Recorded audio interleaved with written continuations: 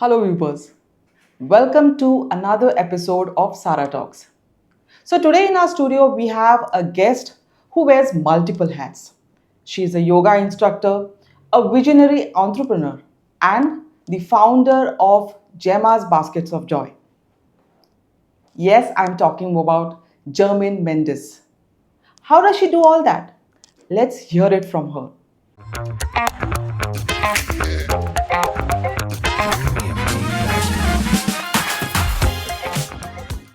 Welcome to our show, Jermaine. Thank you, Pradnya. Yeah, so before I start firing all my questions, I would like to hear it from you. Tell us more about your journey, your school life, your college life. What did you do? How did you venture into this entrepreneurial journey? Well, school life, college life was right here in Goa. Okay. So, yeah, I studied in St. Mary's in Mapsa and graduated from St. Xavier's also Okay. in Mapsa. After that, I moved on to a proper corporate career, got picked out, campus recruitment from college, like most young Goan youth. Correct. You did physics, right? Physics, yes, Okay, that's right. okay. A BSc in physics.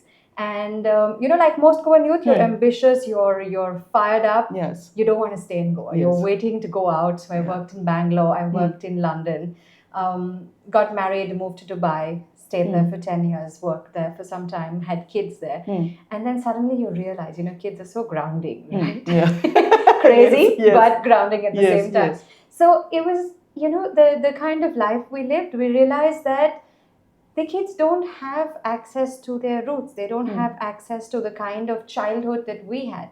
They need some more balance. They see their parents in the morning and then they see them in the evening. And in between, they were caretakers or, creche, nursery, etc. So we said, let's come back. Let's come back to Goa. And my husband's always had a bias for Goa. There's, a little thing in him, a fire that's always burning. He says, I don't want to grow old anywhere else. It has to be Goa. Yes. So it wasn't too difficult then, wanting the balance. Yeah. So we decided to come back. And, over time, as you progress through your career, you see that you're working so hard, you're slaving, you're toiling, and you're pretty much there. You move from one post to the next, to the next, to the next. But the guy really getting rich is your boss. Yes. You're working, you're giving it your sweat, your blood, and it's all for someone else. So why not do it for ourselves? Okay. And why not come back and see what we can do for the land that we grew up in? So that was the reason behind getting into entrepreneurship, behind coming back to Goa, and behind wanting to do things differently, behind wanting to be able to live on our own terms.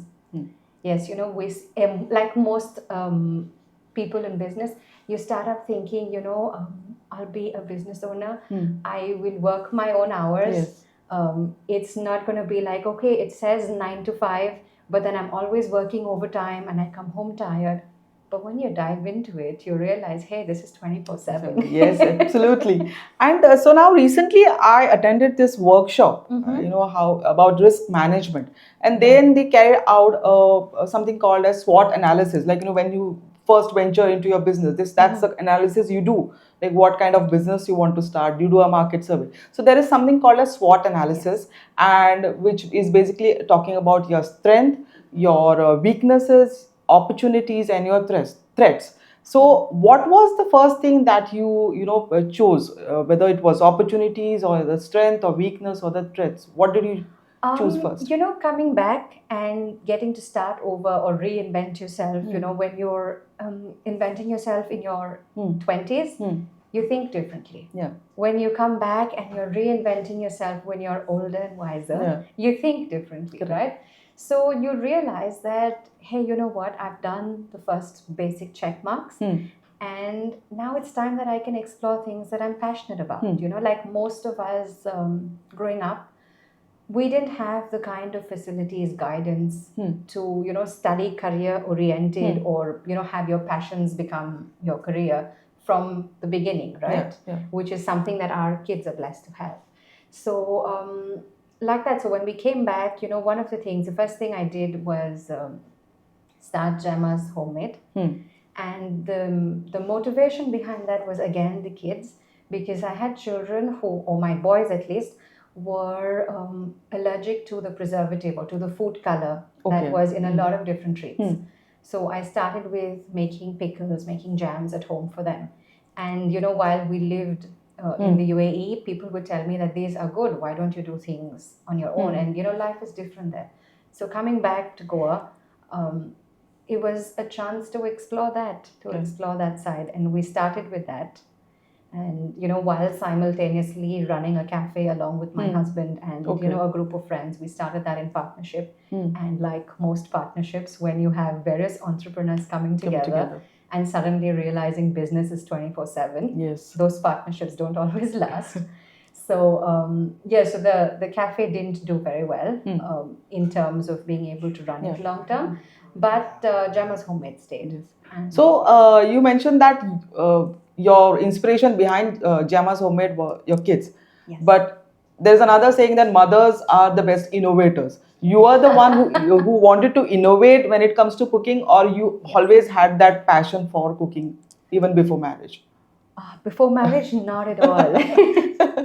Yeah. So what happened was, my husband will definitely testify to this.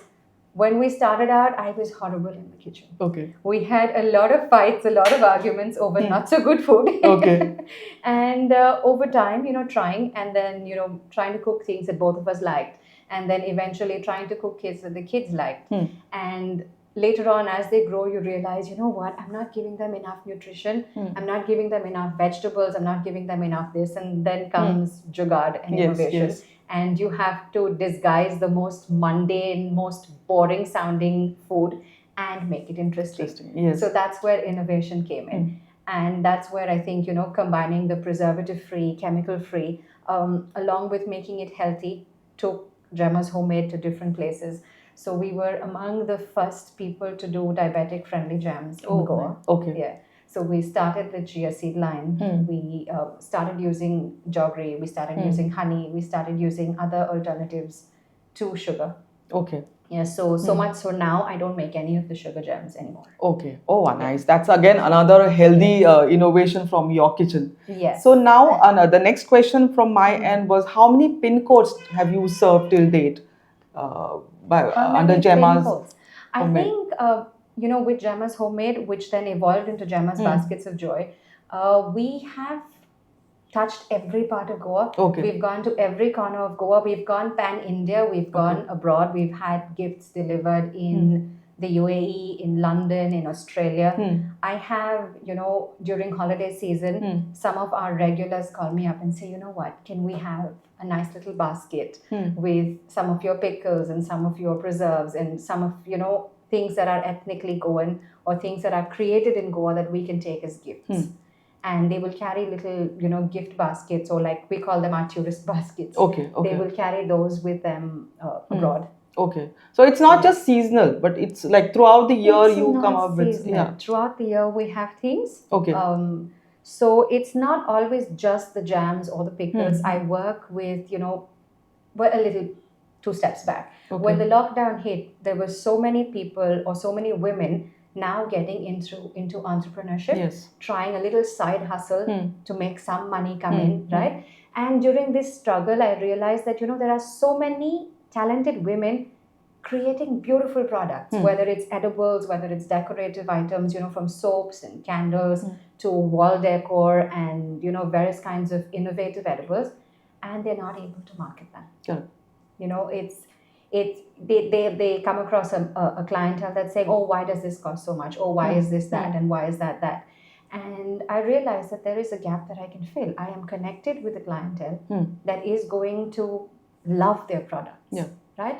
So we started Jemma's Baskets of Joy, which was that first Christmas. It started at Christmas time. And that first Christmas, the idea was that many people couldn't travel back home. They couldn't be with family.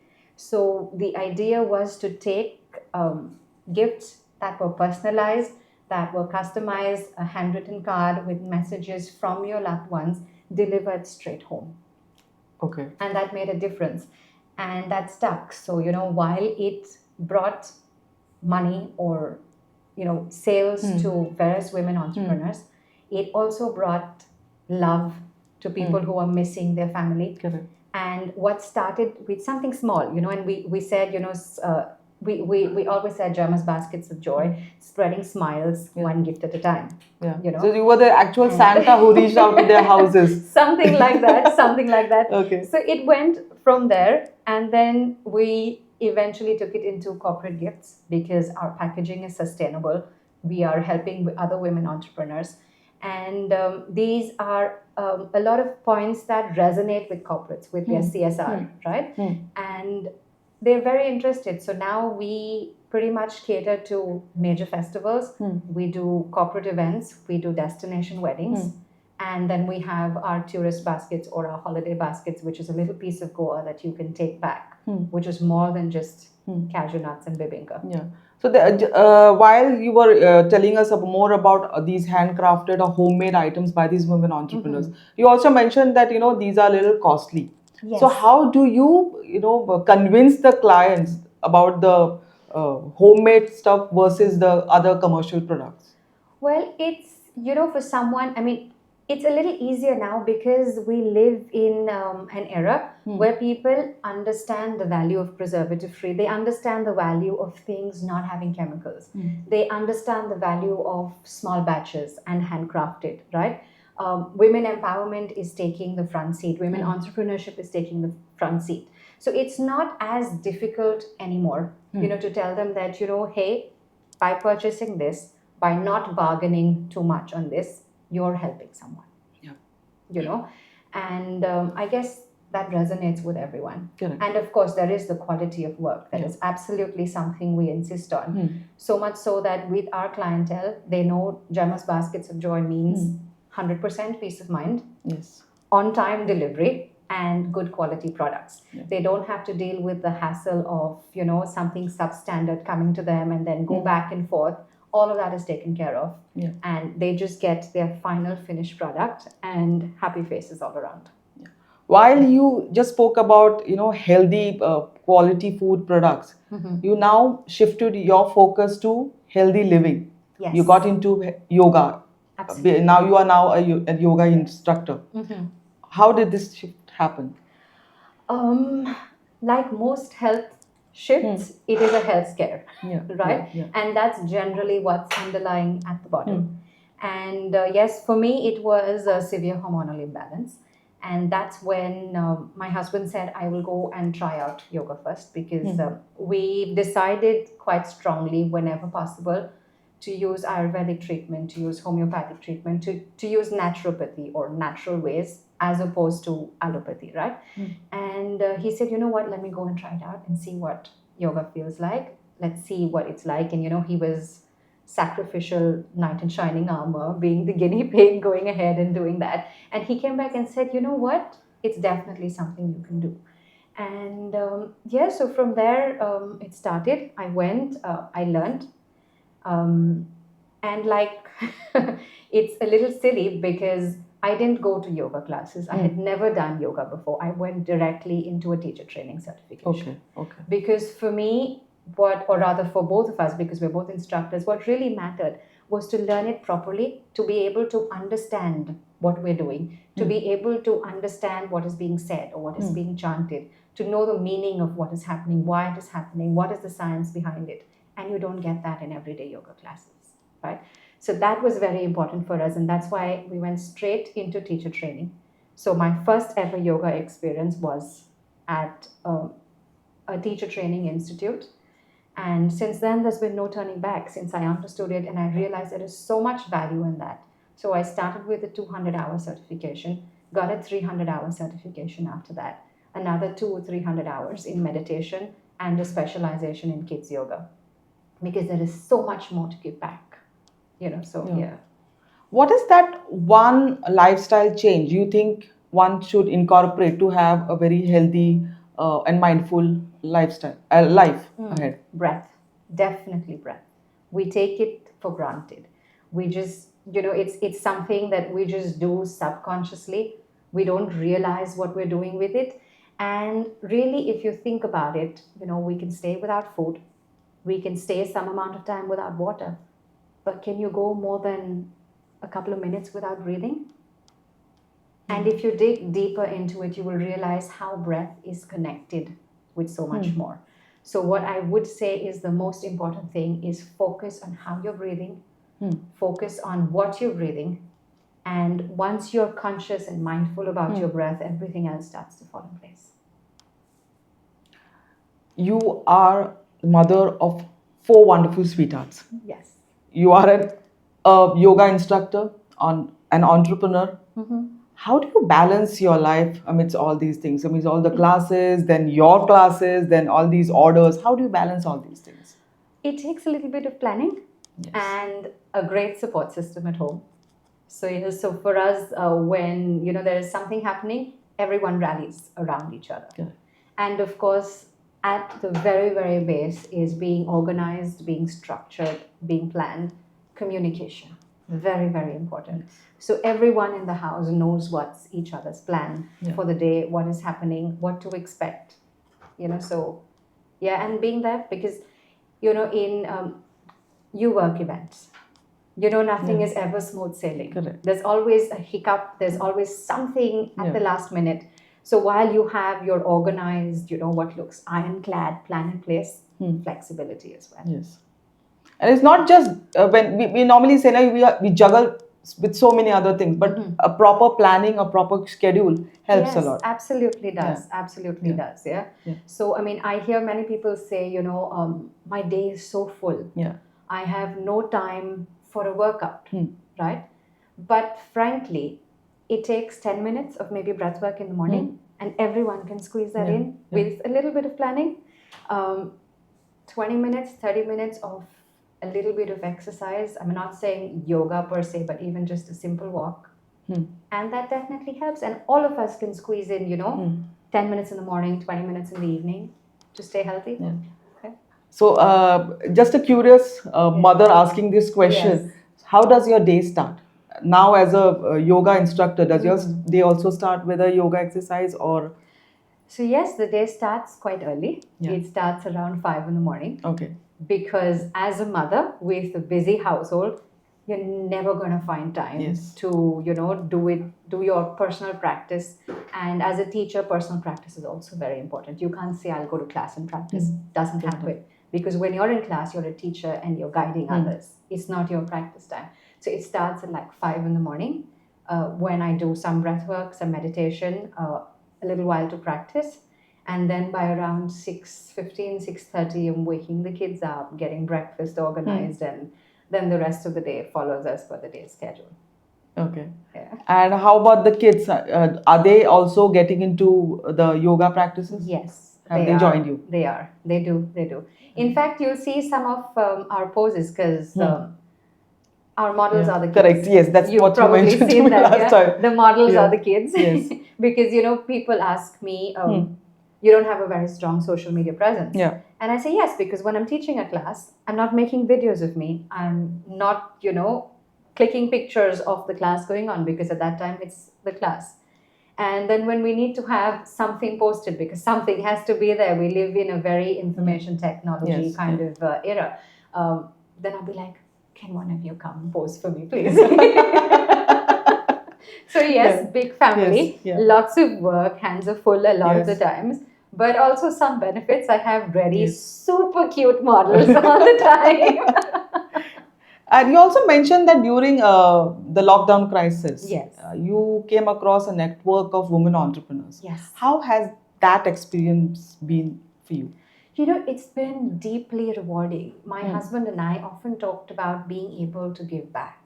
We have gained so much as we grew up, we studied, we take for granted sometimes, a lot of times, you'll suddenly find an angel who comes with a solution to a problem you face.